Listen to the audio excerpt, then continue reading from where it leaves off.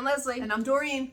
90 Day Fiance. Recap of all these couples. We're going to start right off with Emily and Kobe. And she did like the most pathetic, ridiculous thing.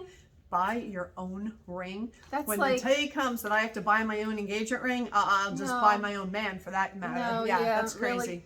Really pathetic. It just shows how much of a control freak she is. Like, run. He's just, She's young. She's very immature.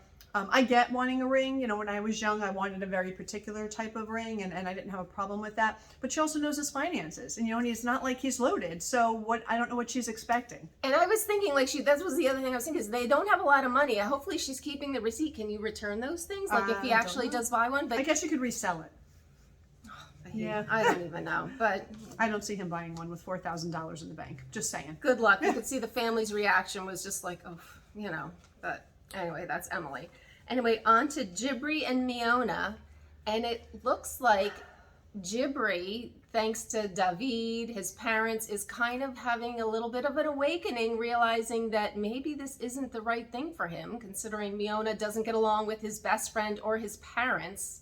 And she's just, she's just being so, again, I get it as a girl, oh, I want my wedding, I want this and that, but there's got to be a point in your life where you actually look at the numbers and you realize things and you talk about it, and she's just very hard. And I'd be very happy if he just says, you know what, we can continue this relationship long distance, let me get situated, let's save some money, and then we'll revisit this at a later date. I'm hoping that's where he goes on this.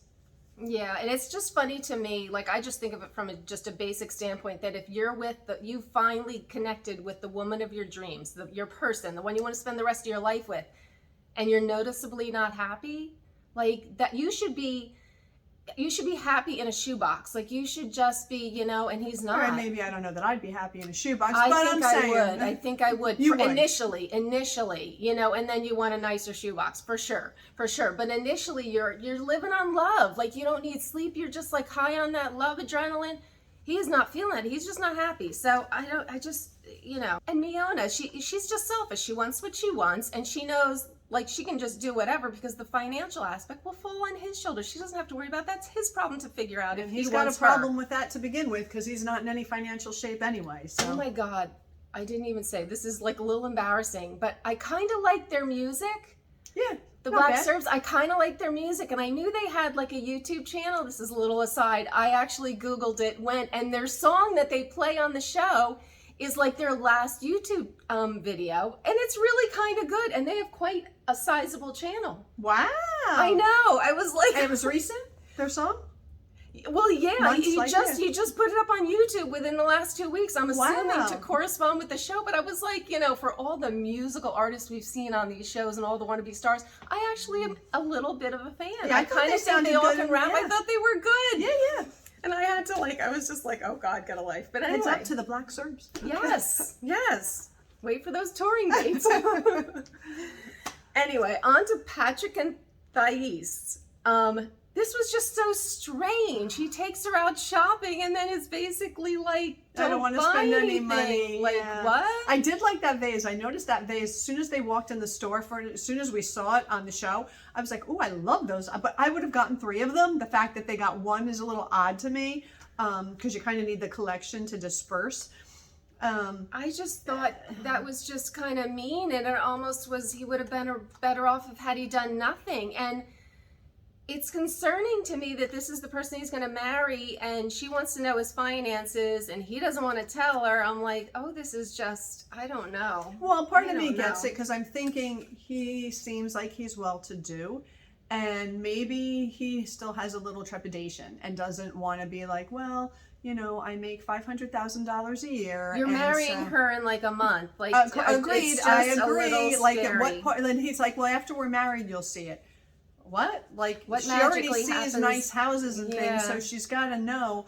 But my other part is, like, all of these couples, they don't have any, like, real conversations before they get married. It's just kind of like, oh, yes, I love you, I want to marry you. Oh, what? I want to convert? Oh, wait, you don't have any money? Wait, and you expect that out of young people. You're kind of like whatever. But when you're older, you kind of get it. You think you'd be having these conversations. Which leads us right into Bilal and Shida.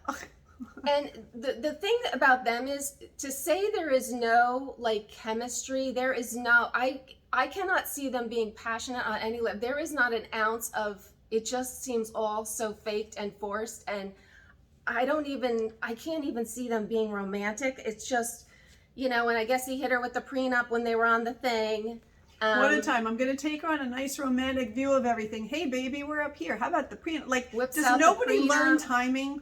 Does nobody know timing? And then they went on the carriage ride. There's nothing between. They just she was so pissed. By the time they got to the carriage ride, so, she was pissed. There is like, I cannot see anything romantic there. There's no chemistry. I don't even know. Hello. We haven't answered the question about the baby below. Are you going to get me pregnant? Does she want one? Does she want one? And then she's pushing for two. Like, come out and say, I definitely want at least one. We get married. I want to have this one in a year. I think she'd be good with one. At this point she's out. I think she would just. She might, but she needs to tell him that. And she really needs to get that confirmation from him. Why even, prenup, whatever, a baby is the first question. Prenup can come second. Yeah, because you're wasting precious time. If he says, all right, I'm not having, she could be, see ya, and be on the next plane and be done with it. Right. You know, instead of going through all this rigmarole. But anyway, Chiara and Guillermo. I still think that he is stepping up to be a man. He's like, I'm just as involved in you in this, relationship. I'm happy, like we talked about last time, that he got to see the place. I'm not sure if she's really ready to settle down. She thinks she's great. She obviously thinks she's great. When she was talking with her friend, she was out to lunch. I love this quote where she said, I'm the other extreme, outgoing and charismatic, and he's not, meaning like he's sheltered and boring. Yeah. Because charismatic is like, if you're the opposite of charismatic, that is not a compliment. So that's what she thinks of him. But I actually think he's quite charismatic. I think he is super sweet, he's got very mature. Soft, I see such a maturity in him yes, for 23. He's like that silent strength. I like him. She's a wild child. I don't think she could settle down. Anyway, and this was quite interesting. Ari and Binny, she got to watch his first, and I am quite familiar with MMA to some extent, and I guess he like flew in there. It is a brutal sport, and he did a naked choke and choked him out in like 30 seconds. The guy tapped, and that was it, and did a little backflip, and I thought it was great. I was very proud of him. Does he get paid for that or not at that level?